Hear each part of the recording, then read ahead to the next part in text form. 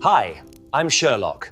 Welcome to my new mystery case. It was on one of those November evenings when the London fog seemed to possess a malevolent intelligence of its own, creeping through every crevice and keyhole with the persistence of an unwelcome visitor, that I returned to our lodgings in Baker Street to find my friend Sherlock Holmes in a state of unusual agitation.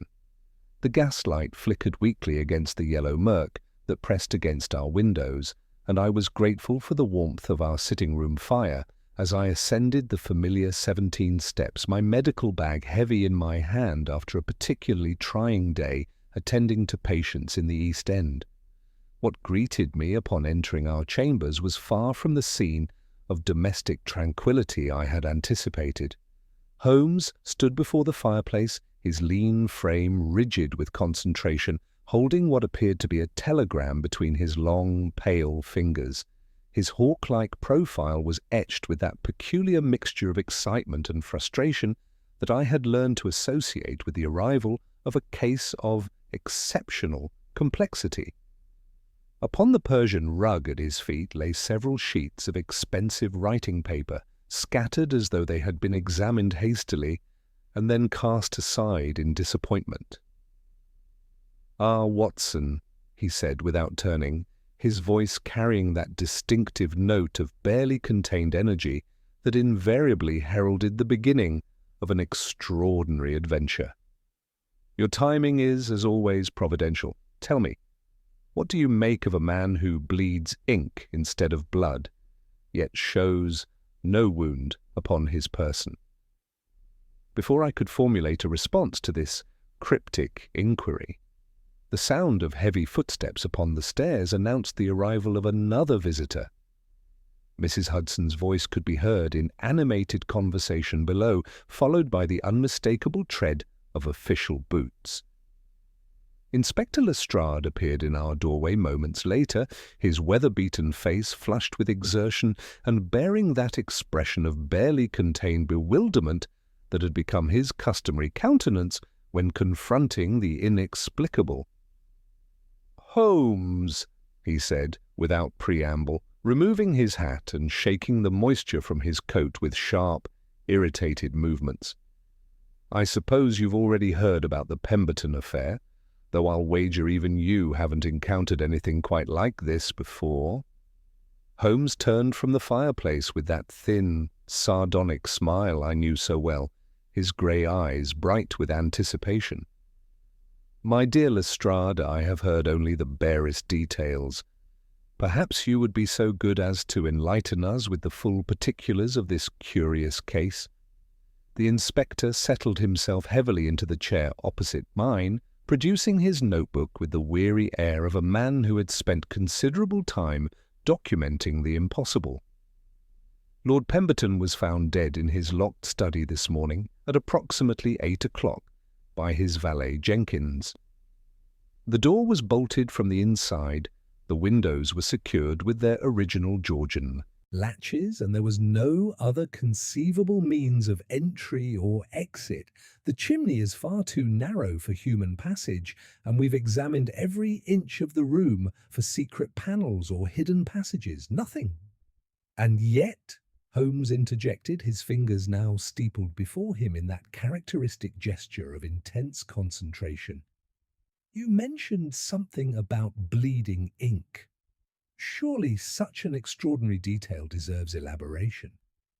Lestrade's expression grew even more perplexed, and he consulted his notes with the desperate air of a man seeking reassurance in documented facts. "That's precisely what makes this case so confounding, Holmes. Lord Pemberton was found seated at his writing desk, collapsed forward over a collection of rare manuscripts he'd been examining. Every single document beneath him was saturated with what appeared to be blood, a deep crimson stain that had spread across priceless medieval texts and soaked into the leather surface of the desk itself." I found myself leaning forward with professional interest. Was there evidence of injury, a wound that might account for such bleeding? "That's just it, Doctor," Lestrade replied, his voice heavy with frustration. We examined the body thoroughly, as did the family physician, Dr. Mortimer. There wasn't so much as a scratch upon the man, no cuts, no punctures, no abrasions of any kind. Yet the amount of red fluid suggested a significant hemorrhage. Holmes had begun his characteristic pacing, his hands clasped behind his back as he moved with the restless energy of a mind grappling with an intriguing puzzle. "You say it appeared to be blood, Lestrade. I take it that closer examination revealed otherwise?" The inspector nodded grimly. Dr. Mortimer tested a sample. It wasn't blood at all, but some form of red ink. The strangest part is that Lord Pemberton's fountain pen was found in his hand, and his inkwell contained the same crimson fluid, though his secretary swears he used only blue-black ink for his correspondence and annotations. I studied the telegram Holmes still held, noting the quality of the paper and the urgency suggested by the brief, cramped handwriting. What was Lord Pemberton's profession? Was he involved in any business that might have made him enemies? "He was a collector and scholar," Lestrade explained, consulting his notes once more. Specialized in medieval manuscripts and ancient documents, his particular passion was illuminated texts, and he'd recently acquired several valuable pieces from dealers across Europe. According to his secretary, he'd been unusually excited about one recent acquisition, though the man was rather vague about the specific details. Holmes paused in his pacing, and I saw that familiar spark of interest kindle in his eyes. "Medieval manuscripts, you say, and this recent acquisition, did it by any chance involve documents of a religious nature, perhaps something connected to monastic scriptoriums?" "How did you, Lestrade?" began, then shook his head with resignation. Yes, as a matter of fact.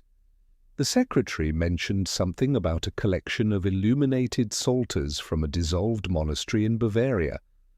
Lord Pemberton had apparently paid a considerable sum for them. Holmes moved to the window, gazing out into the swirling fog that obscured Baker Street below.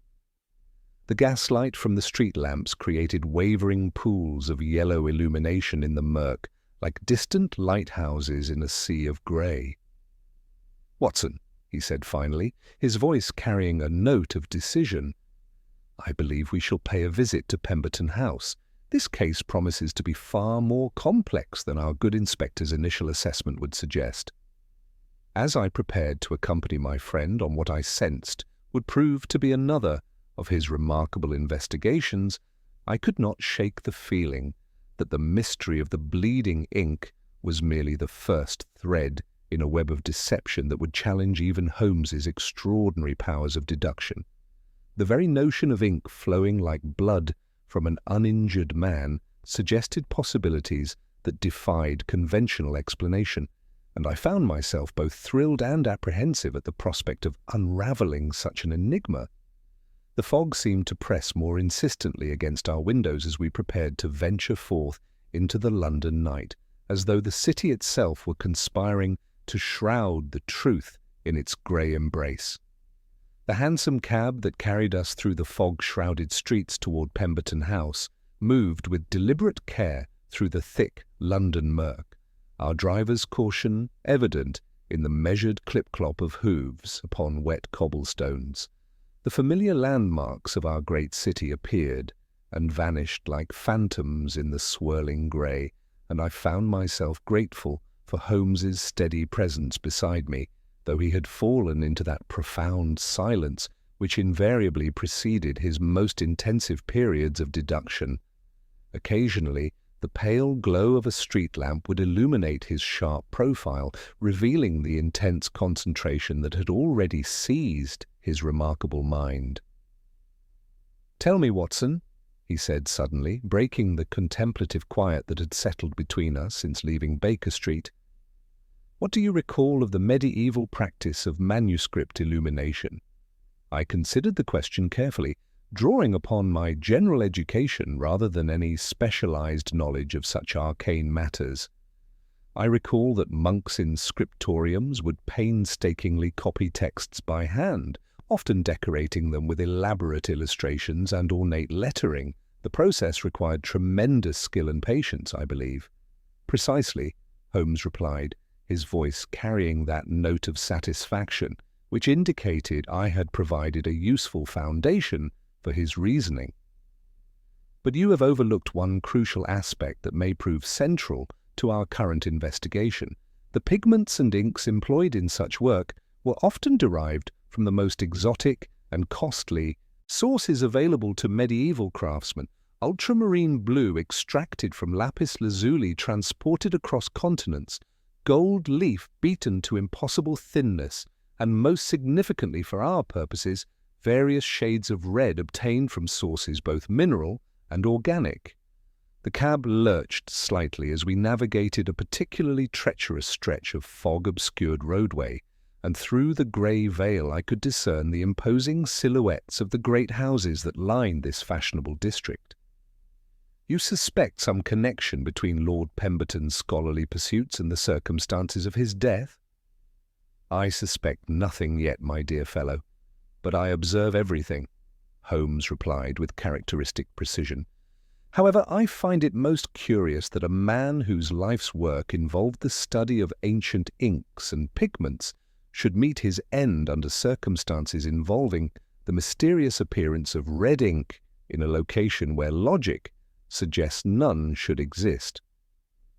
Pemberton House loomed before us through the fog like a Georgian monument to learning and prosperity, its four-story facade rising majestically above the street. Despite the late hour, warm light glowed from several windows, though I noticed that one entire wing of the building remained conspicuously dark. Our cab drew to a halt before wrought iron gates, and I observed that several official vehicles remained stationed along the street, their presence suggesting that Lestrade's investigation continued well into the evening hours. The elderly butler who admitted us bore the refined bearing of long service in a distinguished household, though his composure had clearly been shaken by the day's extraordinary events. His hands trembled slightly as he took our coats, and I noticed how his eyes darted nervously toward the broad staircase that led to the upper floors. "Inspector Lestrade is awaiting you in his lordship's study, gentlemen," he said in carefully modulated tones that nonetheless betrayed his underlying distress. "Jenkins, the valet, remains available should you require his testimony. A most devoted servant, Jenkins, though naturally quite overcome by this morning's terrible discovery." As we ascended the staircase, I became increasingly aware of an unusual atmosphere that seemed to permeate the entire household. It was not merely the solemnity one might expect following a sudden death, but something more unsettling, a palpable sense of unease that appeared to affect every member of the staff we encountered. Servants moved through the corridors with hurried, nervous steps, their conversations conducted in hushed whispers that ceased abruptly upon noticing our presence. The study itself proved to be a magnificent chamber that clearly reflected Lord Pemberton's scholarly passions and considerable means. Floor-to-ceiling bookcases lined 3 walls, filled with leather-bound volumes that spoke of a lifetime devoted to the pursuit of knowledge. Ancient maps hung in elaborate frames. Between the shelves, their faded colours and archaic place names suggesting journeys to lands both real and imagined. The 4th wall was dominated by a series of glass display cases containing what I assumed were examples of the medieval manuscripts that had been his particular specialty. Lestrade stood beside the massive oak desk that occupied the room's centre, his weathered face grave as he gestured toward the scene before him. The desktop was indeed stained with the crimson fluid he had described, the red substance having soaked into several documents that lay scattered across its polished surface. The stain had spread in an irregular pattern radiating from what appeared to be a central point where Lord Pemberton's head had presumably come to rest. "We've disturbed nothing since the initial examination," Lestrade explained, as Holmes approached the desk with the measured steps of a man studying evidence of the utmost significance. Jenkins discovered the body at 8 o'clock sharp when he came with the morning chocolate, found the door locked from within, had to fetch his master key to gain entry. Holmes produced his magnifying glass and began a methodical examination of the desk's surface, his keen eyes studying not only the stained documents, but every detail of the surrounding area. I watched as he carefully lifted one corner of a particularly saturated manuscript, revealing the extent to which the crimson fluid had penetrated the ancient parchment. "Most illuminating indeed," he murmured, and I detected the faintest hint of sardonic humour in his choice of words. He moved next to examine the inkwell, a beautiful crystal vessel mounted in chased silver, noting the waxy residue that had formed around its rim. "Lestrade, you mentioned that this contained the same crimson substance found upon the documents, yet observe the pen beside it."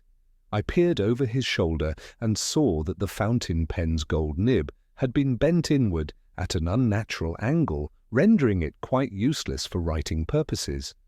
Holmes lifted the pen delicately, examining it through his glass before setting it aside with evident satisfaction.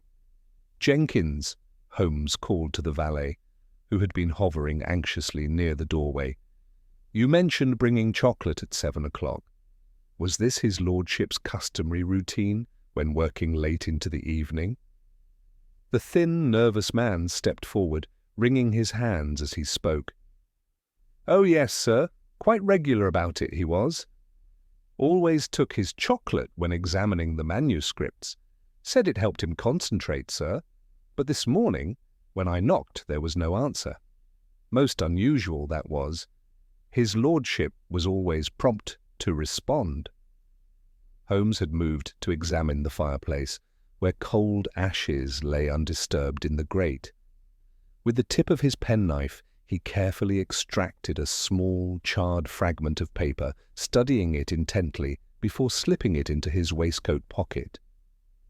His attention then turned to the door itself, where he spent considerable time examining the brass bolt and its housing with his magnifying glass. "The mechanism shows signs of recent manipulation," he observed quietly, running his finger along the bolt's groove, "and here, caught in the metal, a single thread of what appears to be silk." He touched the filament to his tongue briefly, then nodded with evident satisfaction. "The plot, as they say, thickens considerably." Holmes's discovery of the silk thread had clearly energized his investigative instincts, and I watched as he carefully preserved the delicate fibre in his waistcoat pocket before returning his attention to the peculiar mechanism of the door bolt. His examination grew more intensive as he produced his penknife and began to probe the metal housing with surgical precision, extracting what appeared to be a minute quantity of translucent wax from the upper moulding. "Most illuminating indeed, Watson," he murmured, holding the waxy substance to the gaslight for closer inspection.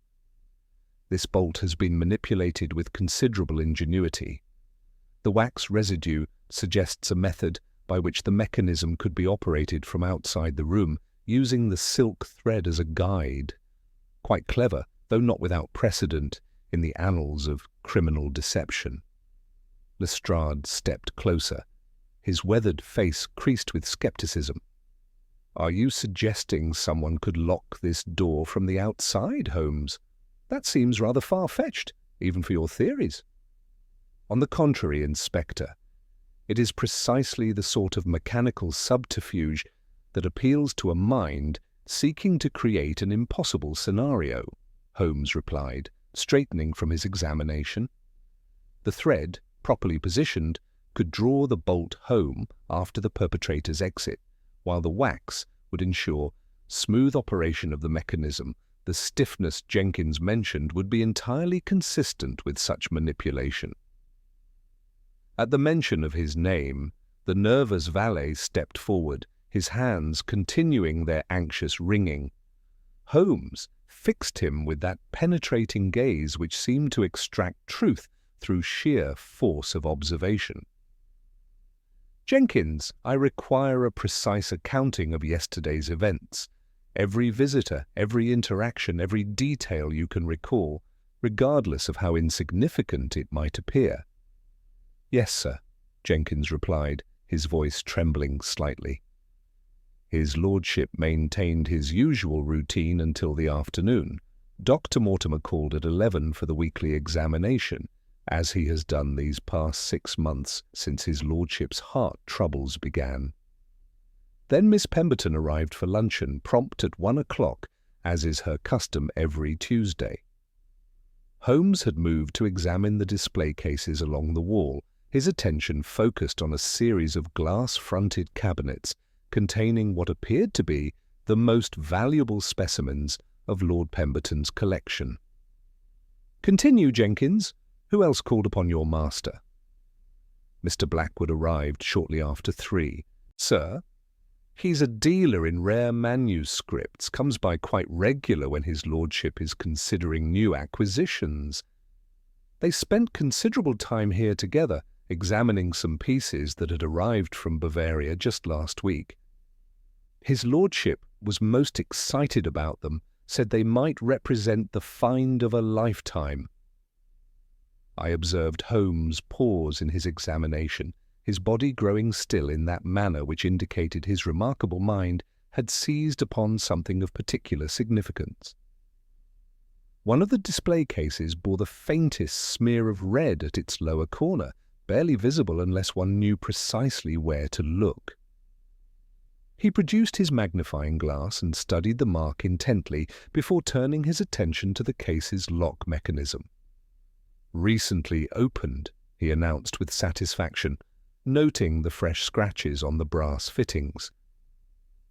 "Jenkins, these Bavarian manuscripts that so excited your master, were they among the documents we see here upon the desk?" "Indeed, sir. His lordship was most particular about examining them in proper light, said their authentication required the most careful scrutiny. Mr. Blackwood left them for his lordship's consideration, along with some sort of special magnifying apparatus for detailed study." At that moment, a soft knock interrupted our investigation, and a slender man with an ascetic face and pince-nez appeared at the threshold. His bearing suggested both education and nervous refinement, and he bowed to us with restrained solemnity. "Mr. Cyril Ashe," Jenkins announced, his lordship's secretary and research assistant. Holmes acknowledged the introduction with a slight inclination of his head. "You assisted in opening the study this morning, Mr. Ashe. Perhaps you could provide your account of last evening's events." Ashe adjusted his spectacles nervously before responding. "I worked with Lord Pemberton until nearly midnight, collating the new Bavarian Psalter and 2 antiphonals that had arrived with the collection. We were particularly excited about one illuminated leaf that appeared to contain marginalia from the monastery of St. Emmeram. His lordship dismissed me at 11:45, saying he wished to continue his examination alone for another hour." "And was he accustomed to working with red ink?" Holmes inquired, gesturing toward the crimson stains that disfigured the manuscripts upon the desk. Ashe's expression grew troubled. "Never, Mr. Holmes. His lordship was most particular about using only blue-black iron gall ink for his annotations. He considered it more scholarly and permanent. The red substance you see is entirely foreign to his usual practice." He paused, his gaze moving to the stained display case, though I should mention that he did request I set aside a small vial of carmine preparation that had arrived with the Bavarian collection. "An authentic medieval pigment," he said, "for comparison purposes." Lestrade's interest sharpened visibly. "And where is this vial now?" "That is precisely what troubles me," Ashe replied, his voice dropping to barely above a whisper. "I placed it upon that very display case last evening, yet when I examined the room earlier today, it had vanished completely." Holmes moved swiftly to the case in question, his keen eyes studying the faint circular ring visible in the dust upon its polished surface. A clean circle amid accumulated dust, and that telltale smear of red where someone's fingers touched the glass while removing it. The sequence becomes clearer, though the motive remains obscure. "There's something else, Mr. Holmes," Ash continued, his nervousness becoming more pronounced. Lord Pemberton had been engaged in heated correspondence with Mr. Octavius Blackwood regarding the authenticity of certain pieces in the Bavarian collection. Mr. Blackwood had publicly questioned their provenance, suggesting they might be clever forgeries rather than genuine medieval works. Blackwood questioned the authenticity. Holmes's voice carried a note of sharp interest. Yet Jenkins mentioned that this same Mr. Blackwood visited yesterday afternoon and left the manuscripts for examination. Ash nodded grimly. "The very same. Their meeting was intense. I could hear raised voices from the library below, though I could not make out the specific words. When Mr. Blackwood departed, his lordship seemed both agitated and determined, muttering something about proving his critics wrong once and for all." Holmes had returned to the fireplace, where he carefully extracted another fragment of charred parchment from among the cold ashes. This piece was larger than the first, and even my untrained eye could detect traces of illuminated lettering along its burned edges. "Medieval parchment, without question," he announced, after a brief examination. "And recently burned, despite the cold grate. Someone wished to destroy evidence, Watson, though they may have been less thorough than they intended." The implications of this discovery sent a chill through the room. If authentic medieval manuscripts had been deliberately destroyed, it suggested motives far beyond simple theft or personal animosity. Holmes carefully preserved the fragment alongside the wax and silk thread, his collection of evidence growing more intriguing by the moment. "Mr. Ash," Holmes said suddenly, his voice carrying that note of decision which marked a crucial moment in his investigations, "I believe it is time you showed us Lord Pemberton's manuscript storage room. I suspect we shall find that this morning's tragedy extends far beyond the confines of this study." Ash's face grew pale and his hands trembled as he reached for the key-ring at his waist. "I'm afraid, Mr. Holmes, that may not be possible. When I went to secure the collection this morning, I discovered that the key to the manuscript room had been removed from my ring sometime during the night. The door stands open, and I dare not examine what might be missing until the proper authorities arrive." The revelation struck the room like a thunderbolt, and I saw Lestrade's expression transform from skepticism to grim determination. Holmes, however, merely smiled that thin, satisfied smile which indicated that another piece of his mental puzzle had fallen perfectly into place. "Then we shall examine it together," he declared, moving toward the door with that purposeful stride which marked the transition from observation to action. "For I suspect, gentlemen, that the true heart of this mystery lies not in this study, but in whatever secrets Lord Pemberton's collection was meant to conceal." The manuscript storage room lay at the end of a narrow corridor on the ground floor, its heavy oak door standing ajar like an accusation in the dim gaslight. As our small procession approached, I detected the familiar scent of old parchment and leather bindings, now tainted with something else that made my medical instincts sharpen with unease. Holmes paused at the threshold, his hand raised in warning, as his keen senses absorbed every detail of the scene before us. "Observe the floor, Watson," he said quietly, indicating the polished hardwood with the tip of his walking stick. "Fresh scratches in the varnish, and here another drop of that same crimson substance we discovered in the study. Someone has moved heavy objects through this doorway within the past 24 hours, and with considerable urgency." The scene that greeted us upon entering was one of systematic devastation that spoke of methodical searching rather than random vandalism. Custom-built cabinets stood with their drawers pulled open, precious manuscripts spilling onto the floor in calculated disarray. Glass-fronted display cases lay shattered, their contents either missing or scattered, while velveteen storage pouches lay empty, their ties undone with what appeared to be practiced efficiency. Holmes immediately began his methodical examination, stepping carefully among the scattered documents while his trained eye catalogued every detail. "Not destruction, Inspector, but selection," he announced, kneeling beside a particularly beautiful, illuminated page that remained untouched while others had been removed entirely. This was the work of someone with considerable knowledge of medieval texts and their relative values. Ash had grown increasingly agitated as he surveyed the destruction, his scholarly instincts clearly in distress. "The Bavarian collection," he said suddenly, his voice tight with realization. "Every piece that arrived last week has been taken. The Psalter, the antiphonals, even the fragments we were still authenticating." "Not taken, Mr. Ash," Holmes corrected, producing a leather portfolio from beneath an overturned chair.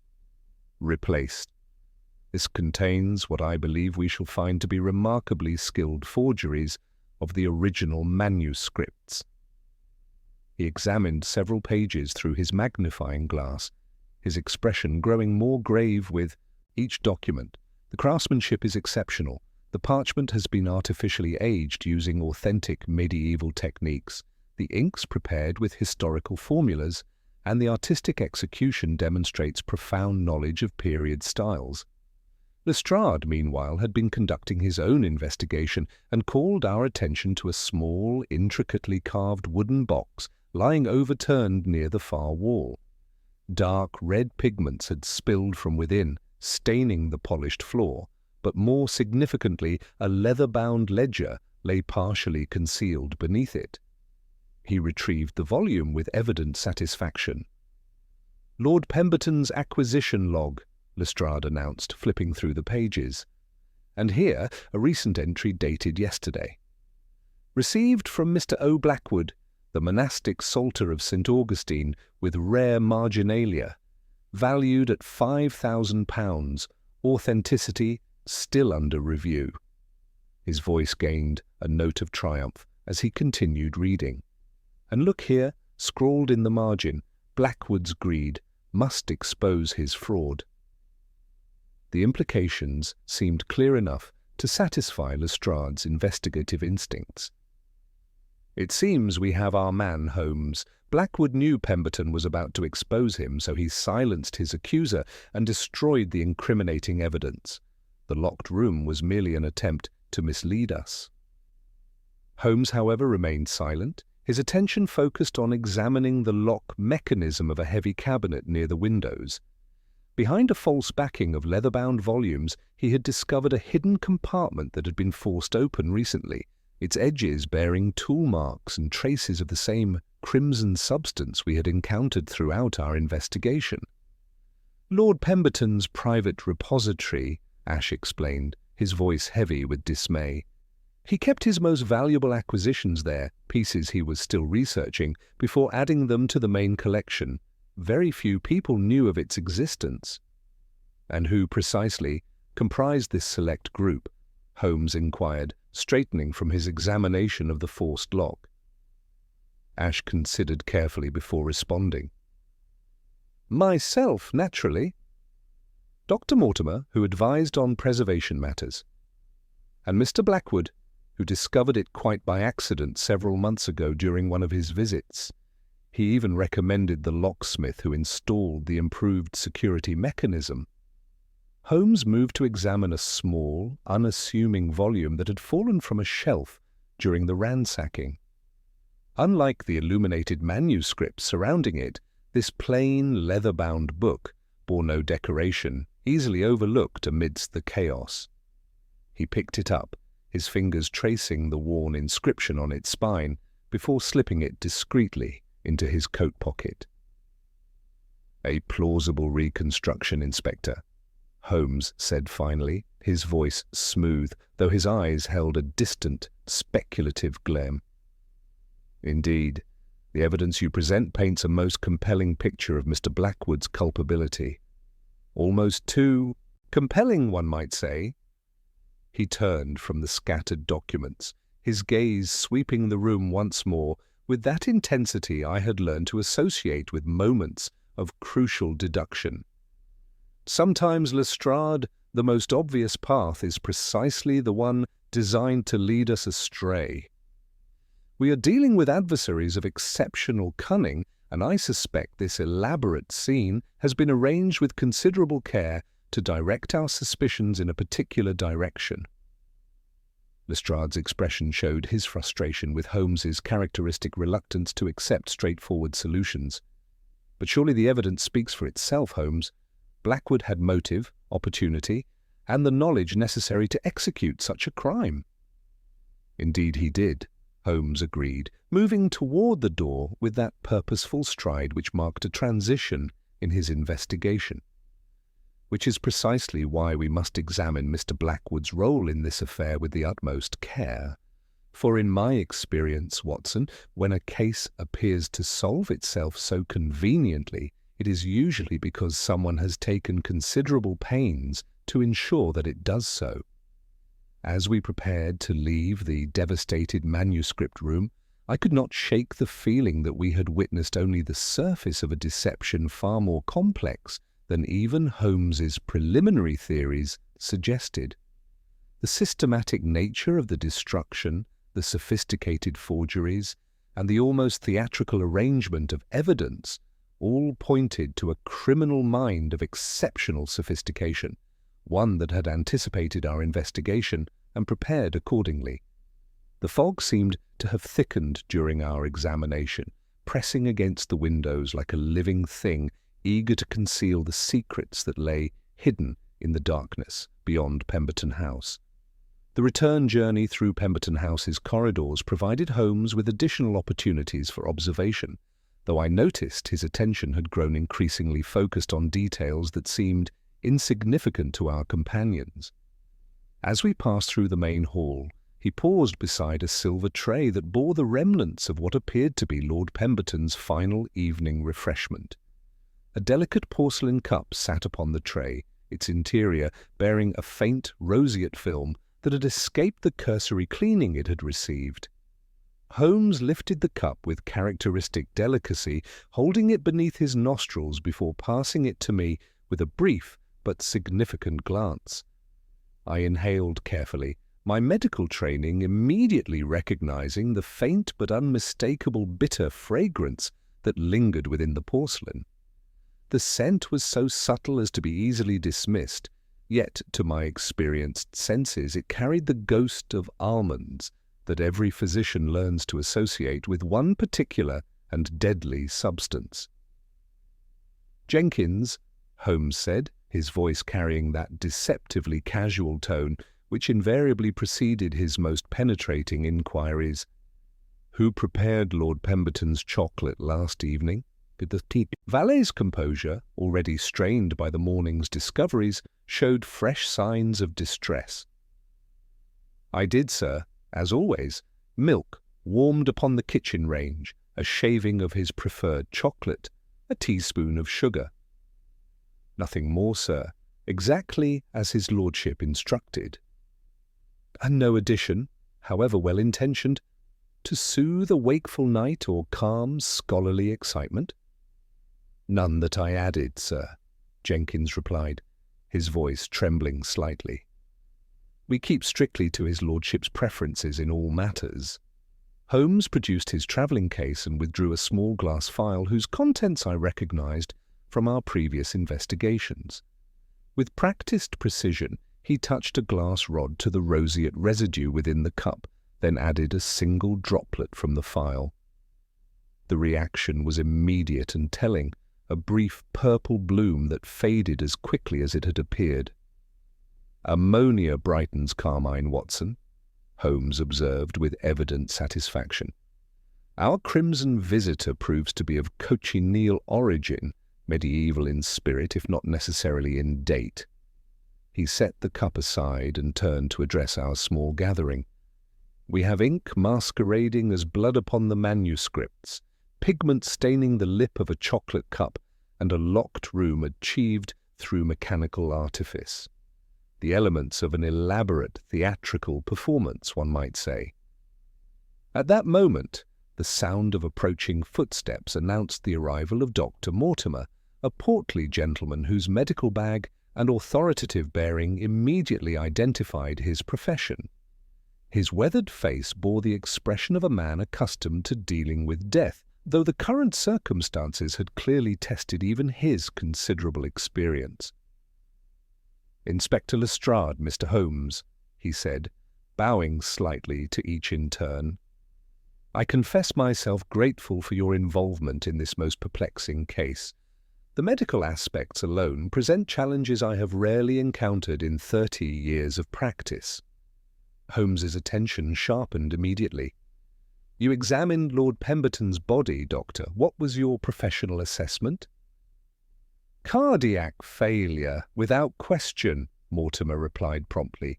"His lordship had suffered from a compromised heart for several months. However, I must admit to certain irregularities that trouble my medical conscience. The face bore a peculiar flush, though not of fever, and there was no evidence of the muscular distress that typically accompanies such episodes." "And you detected no unusual odours?" I inquired gently, my own medical instincts engaged. Dr. Mortimer's expression grew thoughtful. "If you refer to the scent of bitter almonds, Dr. Watson, I will admit to a fleeting impression. However, I placed no reliance upon it, knowing that many individuals cannot detect such fragrances. Lord Pemberton's heart condition provided sufficient explanation for his death."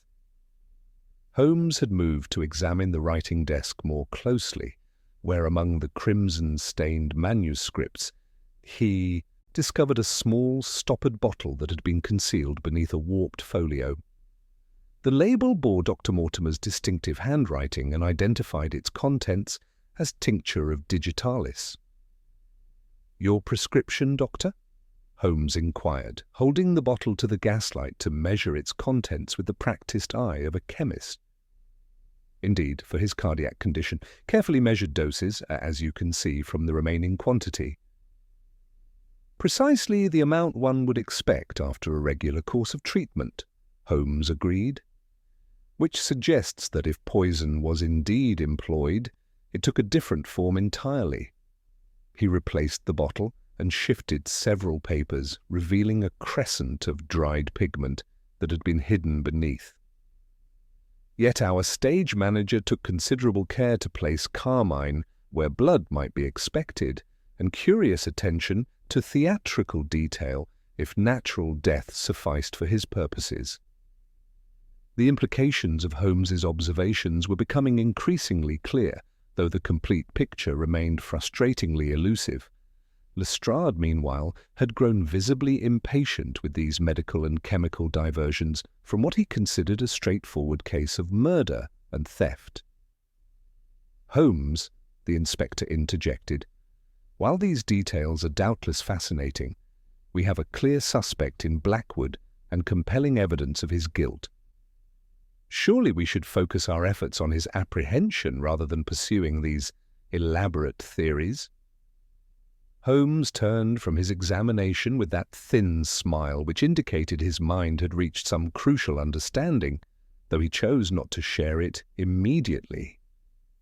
"My dear Lestrade, when a case presents itself with such convenient clarity, it is precisely the moment when we must examine every thread most carefully. For in my experience, the most obvious solution is often the one designed to distract us from the truth." He moved toward the door with that purposeful stride which marked a transition in his investigation. "I believe, gentlemen, that our next step must be a visit to Mr. Blackwood's establishment, but we shall approach him not as accusers, but as scholars seeking enlightenment, for I suspect that the true heart of this mystery lies not in simple greed or professional rivalry, but in secrets far more complex than our current evidence suggests. The journey to Blackwood's establishment carried us through increasingly narrow streets where the fog seemed to gather with particular malevolence, transforming the familiar thoroughfares into mysterious passages that bore little resemblance to their daylight appearance. Our destination proved to be a modest but well-appointed shop in Bloomsbury, its mullioned windows bearing the accumulated dust of years and displaying carefully arranged volumes that spoke of both scholarly expertise and commercial success. A brass plate beside the door proclaimed O. Blackwood, Antiquarian Books and Manuscripts, while the warm light glowing from within suggested that our visit would not be entirely unexpected. Holmes had maintained his characteristic silence during the cab ride, though I observed his fingers drumming against his knee in that restless rhythm which indicated his mind was working through the complexities of evidence and deduction with unusual intensity. As we approached the shop's entrance, he placed a restraining hand on Lestrade's arm. "Remember, Inspector," he murmured, "we are scholars seeking clarification, not policemen wielding warrants. The more disarmed our quarry, the more likely he is to reveal his true nature." The proprietor himself emerged from behind a counter, laden with manuscript fragments as we entered, his appearance immediately striking in its scholarly refinement. Octavius Blackwood proved to be a man of perhaps 50 years, with prematurely silver hair and the pale complexion of one who spent his days among books rather than in natural light. His long fingers bore faint discolorations at the tips, reds and browns that spoke to my medical eye of pigments rather than garden soil. His eyes, magnified slightly by wire-rimmed spectacles, held the keen intelligence of a man accustomed to evaluating the authenticity and value of ancient documents with practiced precision. "Gentlemen," he said, his voice carrying the cultured tones of university education, "I confess I have been expecting your visit since word reached me of poor Pemberton's tragic death. You come regarding the Bavarian materials, I presume, and the nature of my dealings with his lordship." Holmes moved immediately to examine the shop's contents, his trained eye cataloguing the impressive collection of medieval manuscripts, illuminated texts, and scholarly apparatus that filled every available surface. The mingled odours of vellum, gum arabic, and the faint metallic tang of old ink created an atmosphere of scholarly dedication that seemed genuine enough. "Your reputation for expertise in authentication is well established, Mr. Blackwood. Perhaps you could enlighten us regarding the collection that so engaged Lord Pemberton's attention." Blackwood's expression grew troubled, and he removed his spectacles to clean them with nervous precision. "A most unfortunate business, Mr. Holmes. My dealings with Lord Pemberton were entirely honourable. I agreed to place the items on approval with authentication contingent upon his lordship's own tests and professional opinion. However, I must confess that certain leaves troubled me from the beginning." "You harboured doubts about their authenticity?" I inquired, my curiosity piqued by the scholarly nature of the deception. "Precisely, Dr. Watson. The craftsmanship was exceptional, the parchment preparation showed sophisticated aging techniques, and the iron gall ink was chemically accurate. Yet subtle inconsistencies troubled my professional conscience. The marginalia contained linguistic anachronisms impossible in genuine 12th century texts, and the cochineal used in rubrication while authentic in composition showed evidence of modern precipitation methods. Holmes had paused before a display case containing pigment samples arranged in small glass vials, his attention drawn to a tray of book cords nearby. "You keep silk for tying portfolios, I observe." "As does every reputable dealer within a mile of the British Museum," Blackwood replied with a faint smile, lifting a skein of lion silk with professional care. "One wishes to protect the manuscript edges from damage during transport." "And you maintain facilities for testing such materials?" Holmes continued, his gaze moving to examine what appeared to be sophisticated analytical equipment visible through a doorway leading to the rear of the establishment. Blackwood's composure showed the first signs of genuine pride in his scholarly methods. Indeed, I have invested considerable resources in authentication techniques, chemical analysis, microscopic examination, spectroscopic evaluation of inks and pigments. The authentication of medieval manuscripts requires the most sophisticated modern methods available to scholarship. Holmes had moved to examine a workbench where various chemical apparatus suggested capabilities far beyond those of an ordinary antiquarian dealer. Among the equipment, I noticed several bottles containing pigments of various colors, including one bearing a striking resemblance to the carmine substance we had encountered at Pemberton House. You work extensively with historical pigments, I observe. This appears to be cochineal carmine, prepared according to medieval formulas. Precisely correct, Mr. Holmes. Authentication often requires the preparation of period-accurate materials for comparison purposes. The carmine you observe was prepared using techniques documented in the Abbey of Saint-Denis, circa 1140. Blackwood's voice carried the unmistakable pride of a craftsman discussing his specialty. I provided Lord Pemberton with a sample, among other materials, for his comparative analysis. "And your visit to Lord Pemberton yesterday afternoon?" Lestrade interjected, his patience with scholarly discourse clearly wearing thin. Blackwood's demeanour shifted, revealing the first genuine signs of distress beneath his professional composure. I felt obligated to inform him of my authentication concerns, though I knew the news would prove unwelcome. Lord Pemberton had invested heavily in the collection and had announced his acquisition to several prominent institutions. My findings would have damaged his reputation considerably. How did his lordship respond to this unwelcome intelligence? Holmes inquired, though his attention seemed focused on examining Blackwood's person with that penetrating gaze which missed no detail. With considerable anger, I'm afraid, and accusations of professional jealousy. He suggested I was deliberately undermining his scholarship to advance my own reputation. The conversation became quite heated, and I departed at 4:15, earlier than I had intended. Blackwood's voice carried genuine regret. I deeply regret that our final meeting should have ended in such acrimony. Holmes had noted something that escaped my observation, his eyes fixing on what appeared to be a small, almost imperceptible stain on the cuff of Blackwood's otherwise pristine white shirt. To my trained eye, the faint reddish smudge bore a disturbing resemblance to the carmine pigment we had discovered throughout our investigation. "Mr. Blackwood," Holmes said suddenly, his voice carrying that note of authority which invariably elicited truthful responses, "I must ask you to account for your movements after leaving Pemberton House yesterday evening."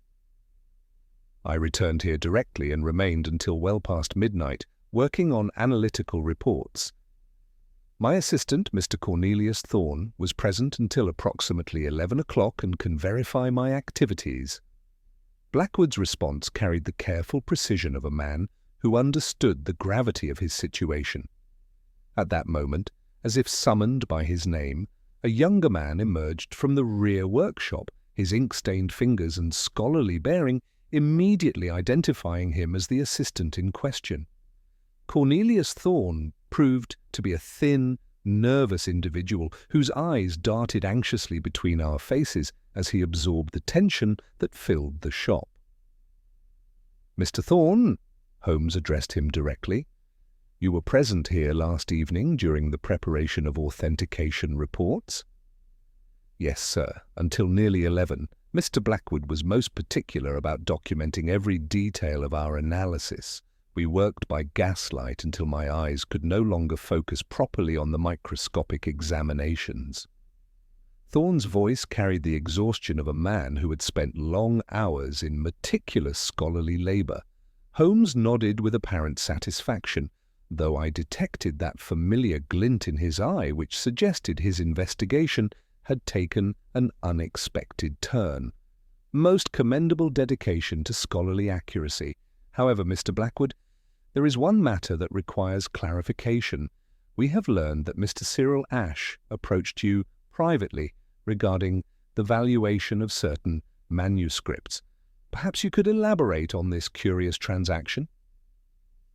The question struck Blackwood like a physical blow, his carefully maintained composure finally cracking.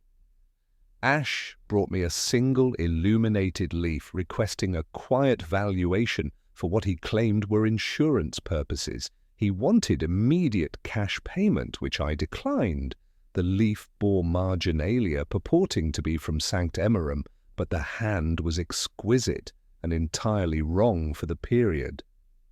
You told him of your suspicions? I did, and he departed in considerable ill humour.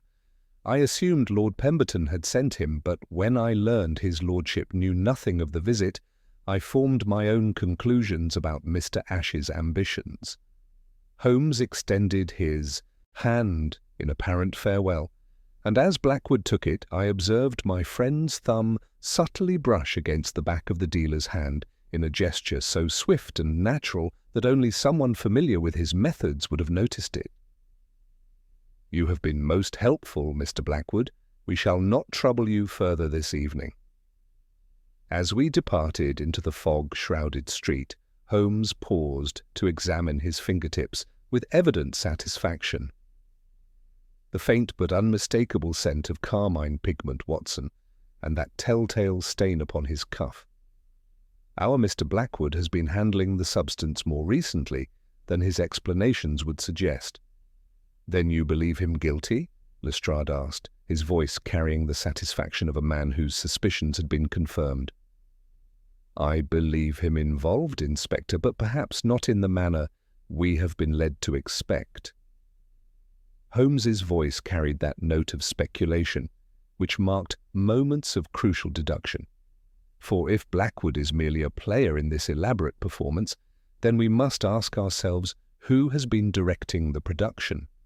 The evidence suggests a mind of exceptional cunning, one that anticipated our investigation and prepared accordingly. The fog seemed to press closer as we made our way back toward the main thoroughfare, and I could not shake the feeling that our visit to Blackwood's establishment had revealed as many new questions as it had answered. The complexity of the case was becoming increasingly apparent, with each new piece of evidence suggesting layers of deception that extended far beyond simple murder and theft. Our next step, Watson, Holmes announced as we hailed a cab, must be a conversation with Miss Pemberton, for in my experience, family members often possess insights into household dynamics that escape even the most observant servants, and I suspect that the true heart of this mystery lies not in scholarly rivalries or authentication disputes, but in secrets far more personal and immediate than our current evidence suggests. The journey to Miss Pemberton's residence in Kensington carried us through streets where the fog had begun to thin slightly, though it still clung to the lampposts and railings with persistent tenacity. Holmes maintained his characteristic silence during the cab ride, though I observed his fingers working methodically through the small, leather-bound volume he had retrieved from the manuscript room. Occasionally he would pause at a particular page, his keen eyes absorbing details that remained invisible to my untrained observation, before continuing his systematic examination with that focused intensity which invariably preceded his most significant deductions. Miss Eleanor Pemberton received us in a tastefully appointed drawing-room, whose modest elegance spoke of refined taste operating within comfortable but not extravagant means. She proved to be a woman of perhaps 30 years, possessed of that quiet intelligence which develops in those who have spent considerable time in scholarly company. Her mourning attire was appropriate without being excessive, and her manner suggested genuine grief tempered by the practical understanding that sudden death imposes certain necessities upon the living. Most significantly to my medical eye, she displayed none of the nervous agitation that had characterized the other participants in our investigation. "Mr. Holmes, Dr. Watson," she said, rising to greet us with composed dignity, "I confess myself grateful for your involvement in this tragic affair. The circumstances surrounding my father's death have troubled me considerably, though I hesitated to burden the authorities with concerns that might prove to be merely the fancies of a grieving daughter." Holmes settled himself in the chair she indicated with that careful attention to positioning which enabled him to observe both his subject and any significant details of her surroundings. His gaze moved briefly across a half-finished watercolour upon an easel near the window, noting the delicate brushwork and the carmine pigments arranged upon the palette. "Your concerns may prove more substantial than you imagine, Miss Pemberton. Perhaps you could share the specific observations that have troubled you." My father had grown increasingly secretive in recent months, particularly regarding his correspondence and certain aspects of his research, she replied, her hands folding carefully in her lap. He had always been open about his scholarly pursuits, yet lately he seemed reluctant to discuss his work even with me.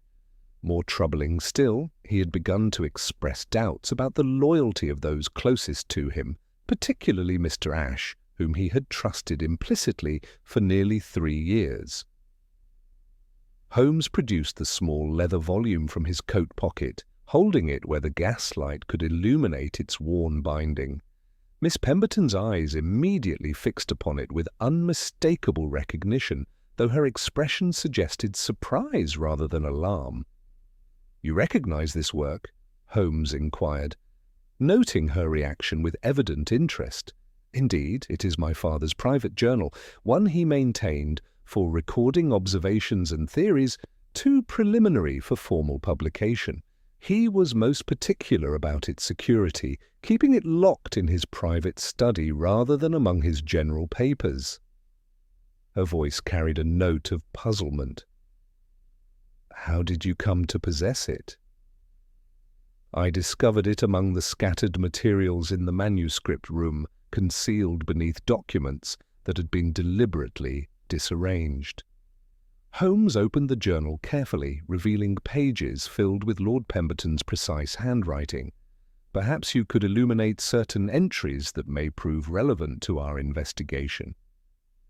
Miss Pemberton accepted the journal with reverent care, her fingers locating entries of particular significance with the familiarity of one who had occasionally been permitted to share her father's scholarly confidences.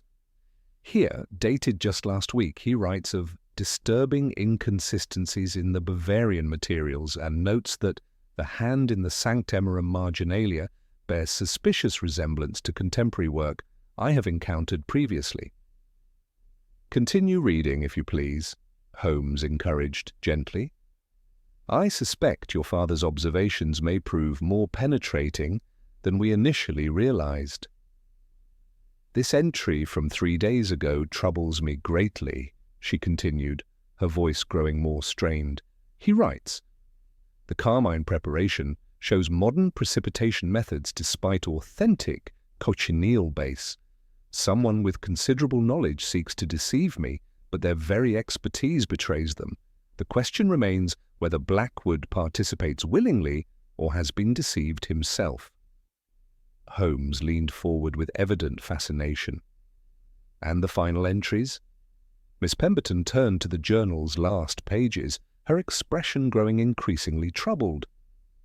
"Yesterday morning, Ashe's behaviour grows more suspicious. Found him examining my private correspondence after hours, claimed he was organising papers for filing. His explanation rings false. Must confront him directly about his unauthorised dealings with collectors." She paused, then continued with visible difficulty. "The final entry, written yesterday evening, just hours before his death. The truth is more complex than simple forgery. Someone seeks not merely profit, but the complete discrediting of my scholarship. The pattern suggests personal animosity rather than commercial motivation. must examine the marginalia more carefully under proper magnification. The revelation cast our entire investigation in a new light, suggesting motives far more complex than straightforward theft and murder. Holmes absorbed this information with that intense concentration which marked moments of crucial understanding, though he chose not to share his deductions immediately. "Miss Pemberton," he said finally, "there is another matter that requires immediate attention. Yesterday's luncheon with your father, did he consume anything unusual or mention any changes to his customary refreshments?" "Nothing unusual during our meal," she replied thoughtfully. "However, he did mention that his evening chocolate had acquired a slightly bitter taste recently, which he attributed to a new supplier Jenkins had engaged. He joked that perhaps the cacao beans had been stored too near the spice merchants." Holmes exchanged a significant glance with me before rising from his chair. "I must ask you to accompany us to your father's house immediately, Miss Pemberton. There is a test I must conduct that may provide crucial evidence regarding the circumstances of his death." The return journey to Pemberton House proceeded with greater urgency, though Holmes took care to prepare Miss Pemberton for what we might discover. Upon our arrival, he requested that Jenkins bring the sugar canister used in preparing Lord Pemberton's evening chocolate, along with several small dishes and a quantity of distilled water. "What you are about to witness," Holmes explained as he arranged his chemical apparatus upon the drawing-room table, "may prove distressing, but it will establish definitively whether your father's death was natural or the result of deliberate intervention." With practiced precision, Holmes placed a small quantity of sugar from the canister upon a porcelain dish, moistened it with distilled water, and added drops from 2 small phials he produced from his travelling case. The reaction was immediate and unmistakable, a vivid blue coloration that deepened before fading to an ominous grey. "Prussic acid," he announced grimly, "commonly known as cyanide. The bitter almond scent would have been masked by the chocolate's natural flavours, and the quantity required to prove fatal to a compromised heart would have been relatively small." Miss Pemberton had grown pale, but maintained her composure with admirable strength. "Then my father was murdered." "Poisoned, certainly," Holmes replied, carefully sealing the contaminated sugar in a glass container. "Whether by deliberate murder, tragic accident, or misguided medical intervention remains to be determined." He turned to address our small gathering. "However, I believe we now possess sufficient evidence to arrange a final confrontation with all parties involved." "You mean to gather everyone together?" Lestrade asked, his voice carrying both anticipation and concern. "Indeed, Inspector. Tomorrow evening at 9 o'clock in Lord Pemberton's study, Mr. Ashe, Mr. Blackwood, Dr. Mortimer, and all members of the household staff will attend. We shall recreate the circumstances of Tuesday evening, and I believe the guilty party will reveal themselves through their own actions." Holmes's voice carried that note of grim satisfaction which marked the approach of a successful resolution. "For in my experience, Watson, those who commit elaborate crimes cannot resist the opportunity to witness their handiwork appreciated, even when that appreciation takes the form of official justice." The fog had lifted considerably during our return to Baker Street, though the London evening remained shrouded in that peculiar twilight which transforms familiar surroundings into landscapes of mystery and possibility. Holmes's expression carried that mixture of anticipation and determination which invariably preceded his most dramatic revelations, and I prepared myself for a confrontation that would challenge our understanding of both the crime and the criminals who had perpetrated it. "The stage is set, Watson," Holmes declared as our cab turned into Baker Street. "Tomorrow evening we shall discover whether our elaborate theatrical performance can compel the truth from those who have taken such pains to conceal it." The hours leading up to our 9 o'clock confrontation had passed with Holmes in that state of intense preparation, which invariably preceded his most dramatic revelations. He arranged various chemical apparatus with meticulous precision, consulted Lord Pemberton's private journal repeatedly, and examined the silk thread and wax samples with his magnifying glass. The fog had lifted entirely, revealing a crisp London evening punctuated by gaslight, though the clarity of the night seemed only to heighten the sense of impending drama that surrounded our return to Pemberton House. The study had been transformed into an impromptu courtroom, with chairs arranged in a careful semicircle facing the desk where Lord Pemberton had met his tragic end. The crimson stains upon the scattered manuscripts remained as we had found them, a stark reminder of the deception that had initially misled our investigation. Holmes positioned himself beside the fireplace where the gaslight would illuminate his sharp features to best advantage, while I took my customary place near the door to observe both my friend and his audience. The assembled company presented a study in barely concealed nervous tension. Mr. Blackwood maintained his scholarly dignity, though his fingers betrayed anxiety through their restless manipulation of his spectacles.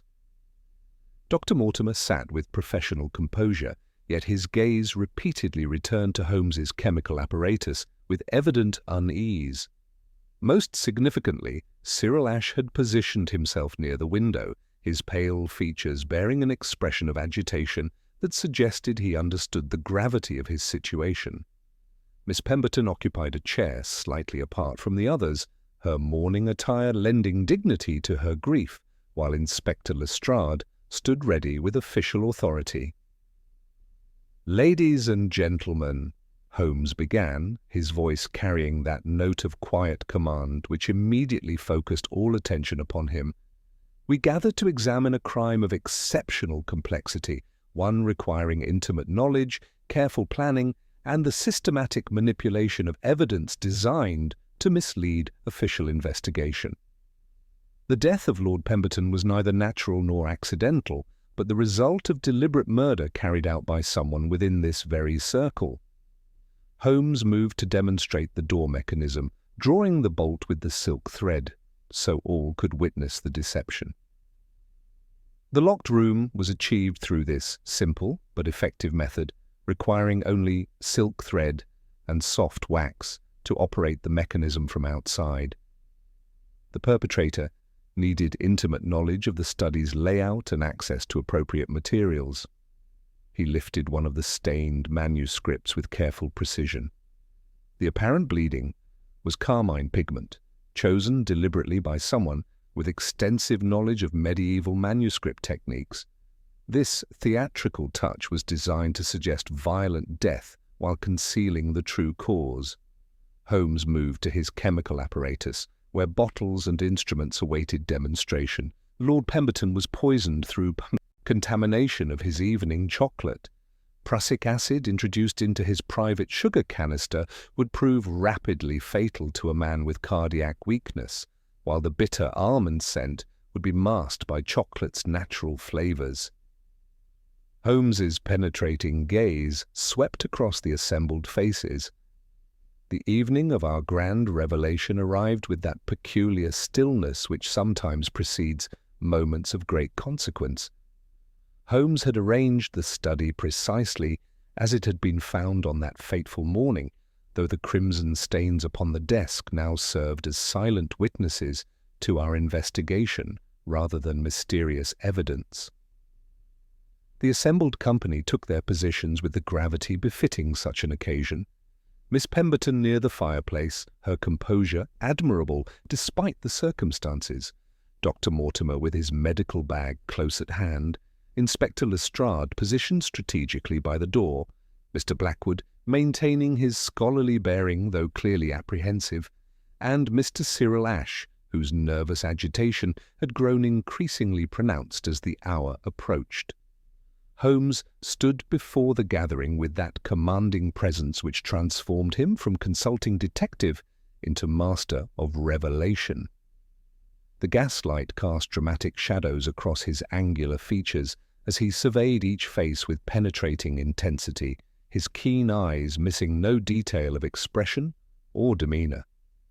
"Ladies and gentlemen," he began, his voice carrying easily through the study's confines, "we convene tonight to illuminate the truth behind Lord Pemberton's death and the elaborate deception that surrounded it.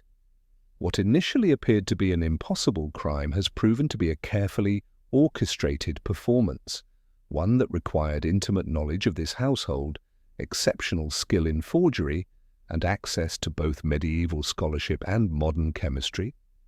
He moved to the door, producing a length of fine silk thread from his waistcoat pocket. "The locked room presented our first challenge, yet observe how simple mechanical artifice can create the illusion of impossibility." With practiced precision, he demonstrated how the bolt could be manipulated from outside using the thread and a strategic application of wax, drawing gasps of understanding from the assembled witnesses. The crimson fluid that stained these manuscripts was not blood, as initially supposed, but carmine pigment of medieval preparation.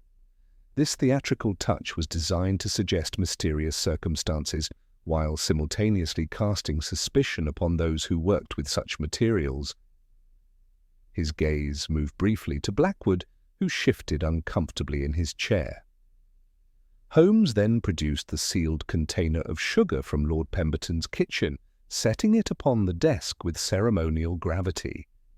Chemical analysis has revealed the presence of prussic acid within this canister, administered in quantities sufficient to prove fatal to a man with compromised cardiac health.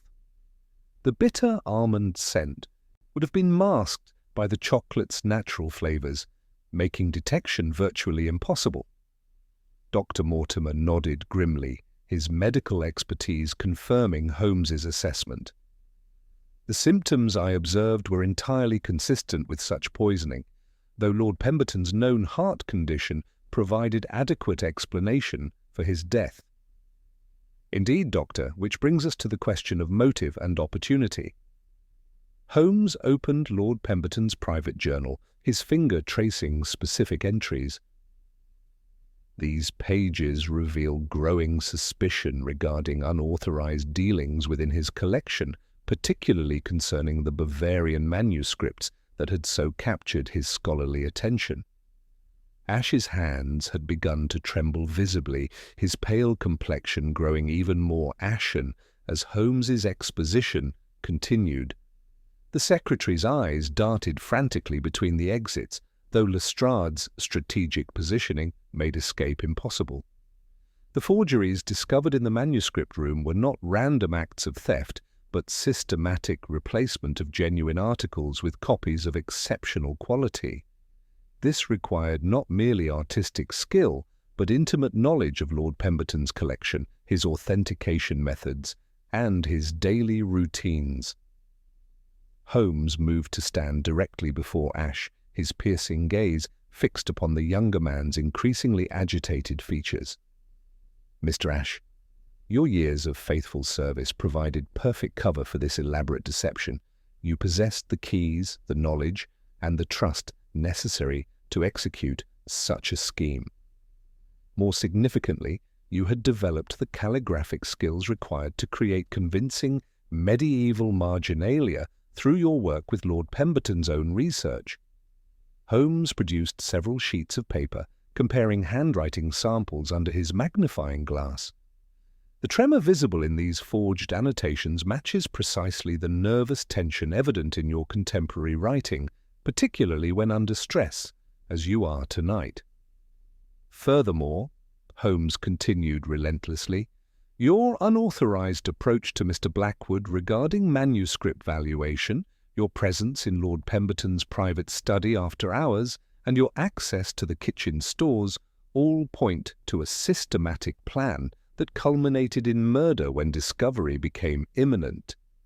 The accumulated weight of evidence proved overwhelming. Ash's remaining composure crumbled entirely as he realized the futility of further deception. He was going to destroy everything, he whispered, his voice barely audible. Years of work, my reputation, my future. I couldn't allow that. So you chose to destroy him instead, Holmes observed with cold precision, using the very trust he had placed in you as the instrument of his death. Lestrade moved forward with practiced efficiency, the handcuffs gleaming in the gaslight as justice finally claimed its due. The elaborate performance had reached its conclusion, though the tragedy of betrayed trust would linger long after the criminal had been led away into the London night. As we prepared to depart Pemberton House, Holmes turned to Miss Pemberton with uncharacteristic gentleness. Your father's scholarly reputation remains intact, and his final discoveries will be properly attributed to his memory. Mr. Ash's deception has been thoroughly exposed, ensuring that Lord Pemberton's legitimate work will receive the recognition it deserves. The fog had begun to lift as we emerged into Baker Street, though the weight of the evening's revelations seemed to press upon us with greater persistence than any London mist. Another case had reached its resolution, though the human cost of such elaborate criminality served as a sobering reminder that even the most brilliant deductions cannot undo the damage wrought by betrayed trust and scholarly ambition corrupted by greed. The silence that followed Ash's confession hung heavy in the study, broken only by the soft crackling of the fire and the measured footsteps of Inspector Lestrade as he led the broken secretary toward the door. The handcuffs gleamed dully in the gaslight, their metallic click serving as a stark punctuation to the evening's dramatic revelations. Miss Pemberton remained motionless near the fireplace, her composed bearing admirable despite the magnitude of betrayal that had been unveiled, while Dr. Mortimer stood ready with professional concern should her composure falter under the weight of such devastating discoveries. Holmes, however, showed no inclination to depart immediately. Instead, he moved with characteristic precision to examine once more the scene of Ash's elaborate deception, his keen eyes cataloguing details that had taken on new significance in light of the confession. The crimson-stained manuscripts, the bent fountain pen, the scattered folios, all now revealed themselves as carefully orchestrated elements in a performance designed to mislead rather than illuminate. "Miss Pemberton," he said gently, his voice carrying none of the theatrical authority that had marked his earlier exposition, "I trust that tonight's proceedings, however painful, have provided the clarity your father's memory deserves. His reputation remains not merely intact, but enhanced by the perspicacity he demonstrated in detecting this elaborate fraud. His final journal entries reveal a mind still sharp enough to perceive deception, even when perpetrated by one he had trusted implicitly." She nodded, her voice steady despite the emotion that threatened to overwhelm her composure. "My father always possessed an uncanny ability to detect falseness, whether in manuscripts or in men. I am grateful that his final insights proved instrumental in exposing such treachery, even though he paid the ultimate price for his vigilance." Before we could depart, Lestrade returned with news that would provide the final satisfaction to our investigation. "Mr. Holmes," he announced, his weathered face bearing the expression of a man whose thoroughness had been rewarded, "your suggestion to search the unused portions of the house has proven most fruitful. In the East Wing's storage room, concealed behind carpenter's materials, we discovered 2 travelling cases bearing partially removed German customs labels. Within them, carefully wrapped and catalogued in Ash's own hand, we found the entire authentic Bavarian collection." Holmes received this intelligence with evident satisfaction, though without surprise. The scratches on the corridor floor suggested heavy objects had been moved recently, and the East Wing's disuse made it an ideal temporary repository. Ash lacked both the time and the nerve to remove the manuscripts from the premises entirely, particularly once Lord Pemberton's suspicions had been aroused. The fog had begun to lift considerably during our prolonged investigation, and as our hansom cab carried us through the clearing streets toward Baker Street, I found myself reflecting upon the extraordinary complexity of the deception we had unravelled. The familiar landmarks of our great city emerged from the dissipating mist, like old friends welcoming us home, though the weight of the evening's revelations seemed to press upon us with greater persistence than any London fog. Upon reaching our comfortable lodgings, Holmes settled into his accustomed chair with that air of controlled weariness which invariably followed his most intensive investigations. The familiar ritual of filling his pipe with that Turkish mixture I had long associated with his most lucid expositions provided a welcome return to domestic normalcy after the dramatic proceedings at Pemberton House. "A most instructive case, Watson," he began, sending a thin blue ribbon of smoke toward the ceiling, though one that demonstrates the particular dangers inherent in crimes committed by those possessed of genuine intellectual gifts. Ash's forgeries were technically masterful, his understanding of medieval manuscripts comprehensive, and his knowledge of household routines complete. Yet it was precisely this sophistication that ultimately betrayed him. "How so, Holmes?" I inquired, settling into my own chair with a glass of whisky to ward off the evening's chill. "Consider the theatrical elements, my dear fellow.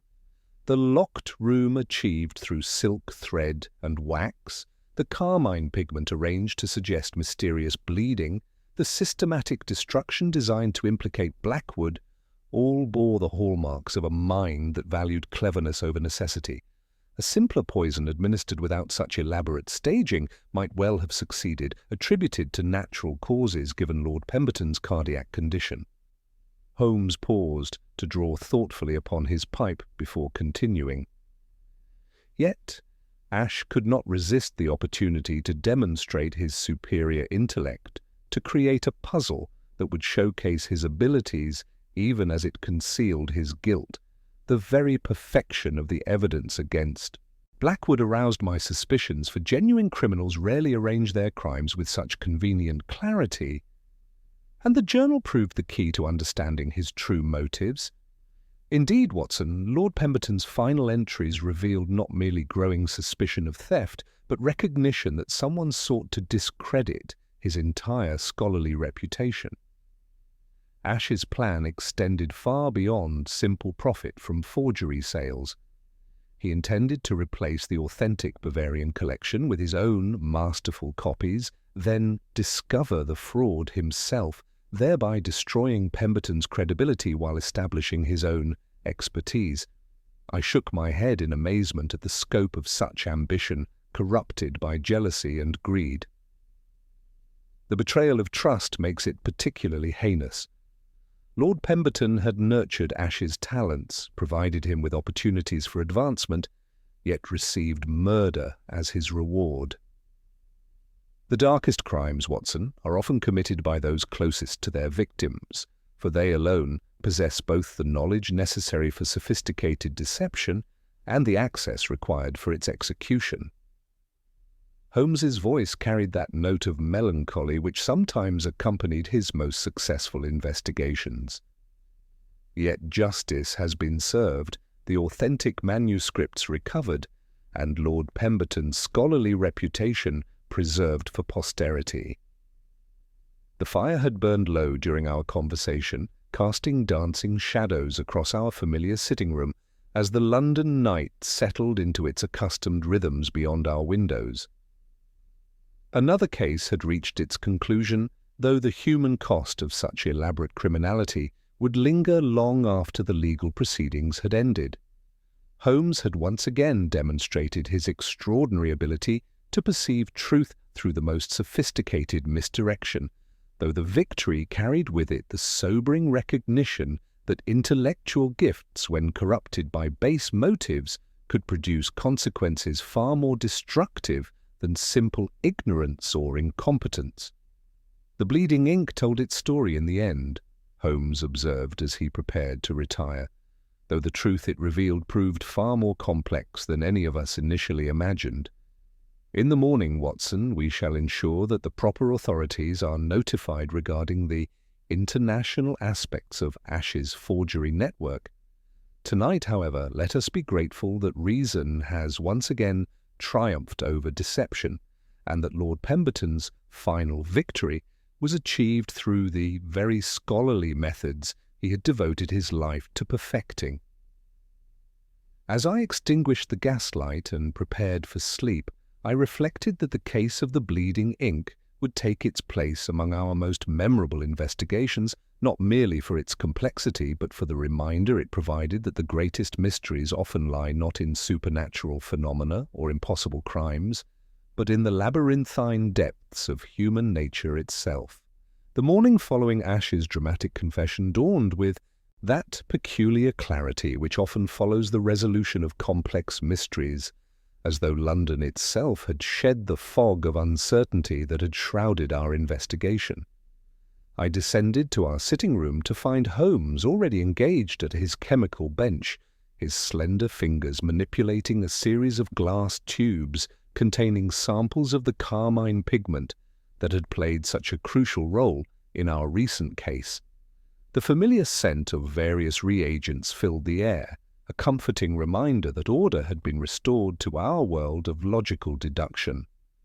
"Ah, Watson," he greeted without looking up from his apparatus, "I am merely confirming the precise composition of the medieval carmine preparation. Ash's dedication to historical accuracy extended even to the minutiae of pigment synthesis, a regrettable application of genuine scholarly talent." He held a test tube to the morning light, observing the deep crimson solution with professional interest.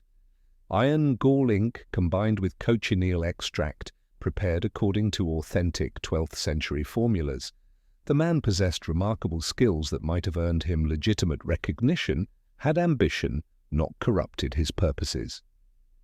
I settled into my accustomed chair with the morning papers, grateful for the return to our familiar domestic routine after the dramatic events at Pemberton House. "What news of Ash's legal proceedings? I trust Lestrade has matters well in hand."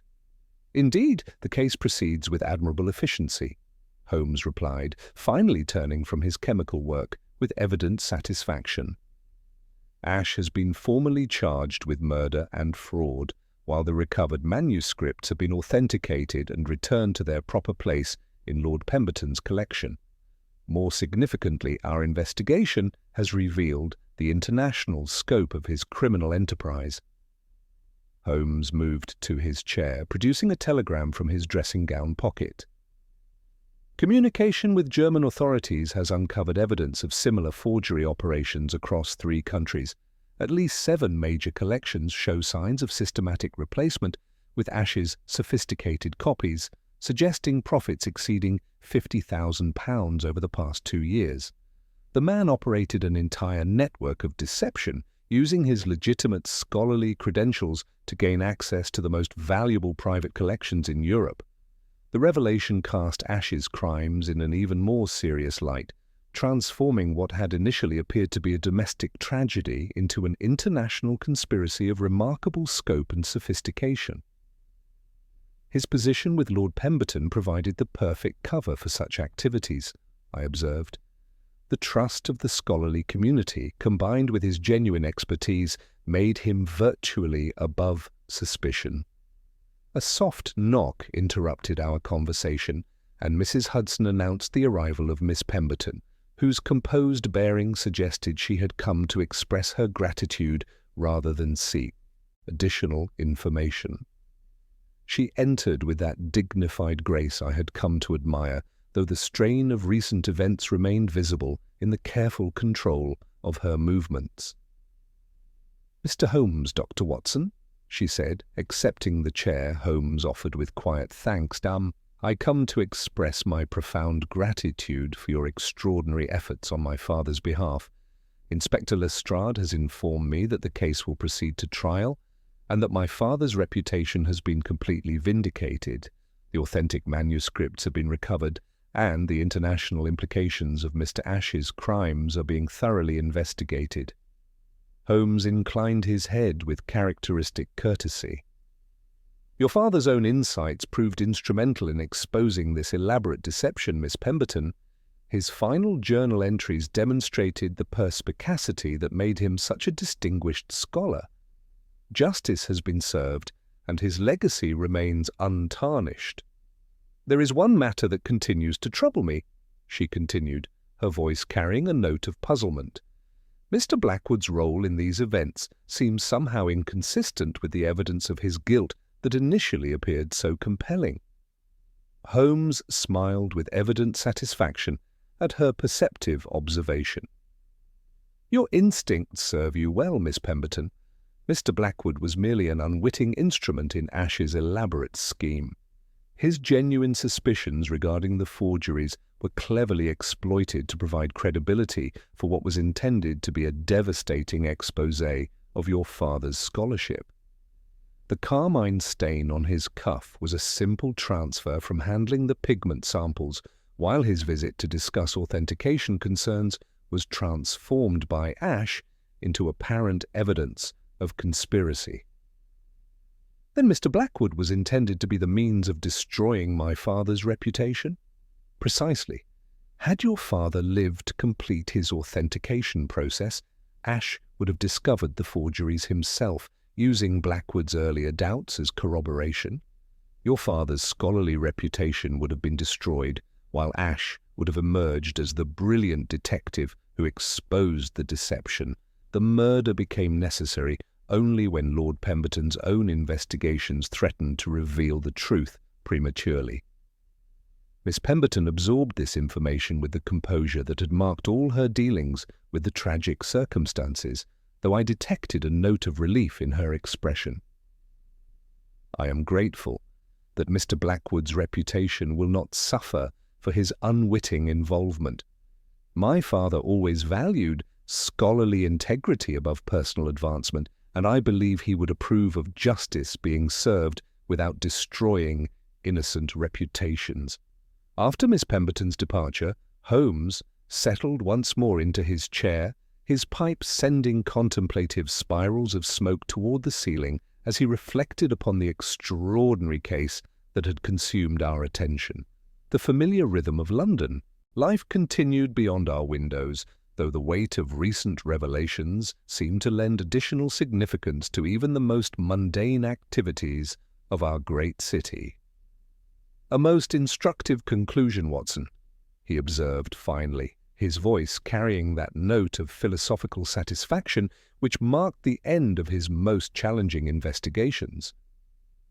The case demonstrates the particular dangers inherent in crimes committed by those who possess both genuine intellectual gifts and intimate access to their victims' trust.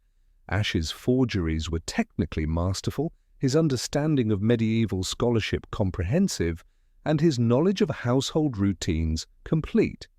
Yet it was precisely this sophistication that ultimately betrayed him, I replied, beginning to understand the deeper lessons of our investigation. Exactly so, my dear fellow. The theatrical elements, the locked room achieved through mechanical artifice, the carmine pigment arranged to suggest mysterious circumstances, all bore the hallmarks of a mind that valued cleverness over necessity. A simpler approach might well have succeeded, attributed to natural causes, given Lord Pemberton's cardiac condition. Yet Ash could not resist demonstrating his intellectual superiority, creating a puzzle that would showcase his abilities even as it concealed his guilt. Holmes rose from his chair and moved to examine the morning papers with renewed interest. The true tragedy lies in the misdirection of such brilliant faculties, Watson. Imagine the genuine contributions Ash might have made to scholarship had he channeled his intellect toward honest endeavor rather than elaborate deception. As I reflected upon the various threads of our investigation, each element transformed from baffling anomaly into logical component of a coherent, albeit sinister, design. The bleeding ink that had given our case its name had indeed told its story, revealing secrets far more complex than any medieval manuscript. "Now then, Watson," Holmes announced, his attention shifting to a small item buried among the morning's news. "I observe a rather curious report from Surrey regarding the mysterious disappearance of several prize orchids from Lady Pembroke's conservatory. A trivial matter, perhaps, but one that may yet prove to contain unexpected botanical mysteries worthy of our attention." And with that characteristic transition, the great detective, having methodically unravelled one complex web of deceit and murder, was already turning his formidable intellect toward another puzzle, his mind ever restless in its pursuit of truth. The case of the bleeding ink had reached its satisfying conclusion, demonstrating once again that justice, though sometimes delayed by elaborate deception, ultimately prevails through the combined application of logic, observation, and unwavering dedication to uncovering the truth that lies hidden beneath even the most sophisticated criminal schemes. The familiar sounds of Baker Street settled into their morning rhythms beyond our windows, and I prepared myself for whatever new adventure awaited us in the endless, fascinating tapestry of human mystery that was Victorian London.